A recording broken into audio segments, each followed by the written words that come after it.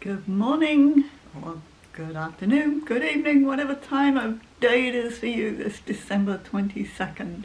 Continuing to read from All Creation Waits. Today's reading is about the red fox.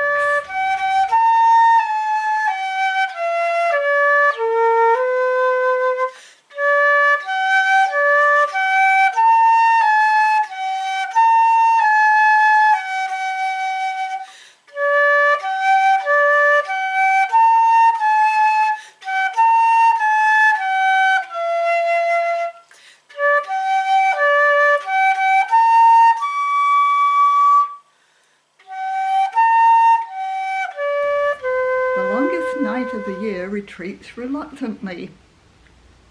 Slow to wake, morning seeps in, grey and grainy. Startling then, the quick orange brush stroked against the snow at the field's edge, her signature curving into the thicket and gone. Finally the fox will rest. It's likely she's been out since the sunset yesterday, 15 dark hours ago. Hours keenly focused on quieting her hunger. The berries and autumn fruits she loves are gone. The beetles, other insects and lizards perished or burrowed underground. Most birds far flown. And few creatures have died from exposure this early into winter, or she would feed her urgent body with their fallen ones. Here she is. I turn my route toward her vanishing point.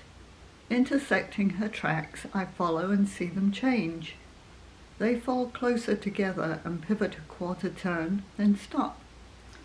For 6 feet or so, the snow lies quiet, unbroken. Then a churned commotion of a hole and 2 drops of blood. Minutes ago, the fox was trotting westward across the field when tiny rustling, shuffling, squeaking sounds rippled through the snow from as far away as a football field and into the soft receptacles of her ears. She stopped. She cocked her head side to side, right ear high, left ear high, measuring the split-second lag between the rustle squeak, reaching one ear and then the other. Thus, she estimated where the white expanse of its source stirred. But to stay alive, she needs precision. Once she'd taken the sound's measure, she crept ahead, ears alert, furred pillows of her paws falling with less than a whisper on the snow. Then, still listening, she turned, aiming her body of attention just east of true north. She saw north. It seems Earth's magnetic field creates a patch of shadow on her eye's retina to show her north. When she turned north, the shadow she saw went ahead of her, step by deliberate step. Homing in, she lined up the shadow, always the same precise distance from her, with the shifting under snow sound. For a breath, she crouched.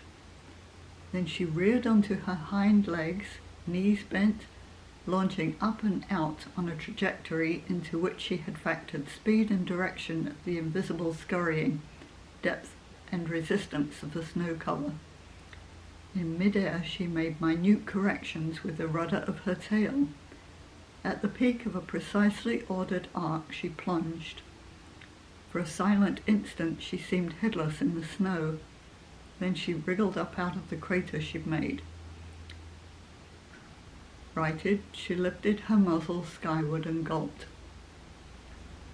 Though she listens intently to detect the distant wisp of sound, though she trains on it the whole of her attention, allowing no distractions as she moves in with steps polished into silence, in winter these remarkable powers are insufficient. To complete them, to find the hidden nourishment, she must turn in the direction of the shadow. If she leaps without its reliable lead, she will come up empty 4 out of 5 times. Following it, she is fed.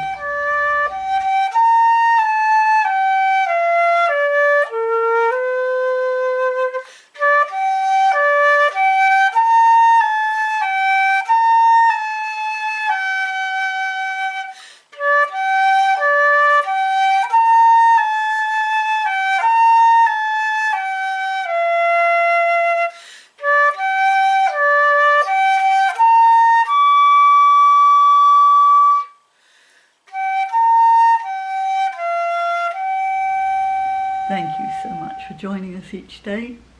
We'll look forward to seeing you again tomorrow. Bye.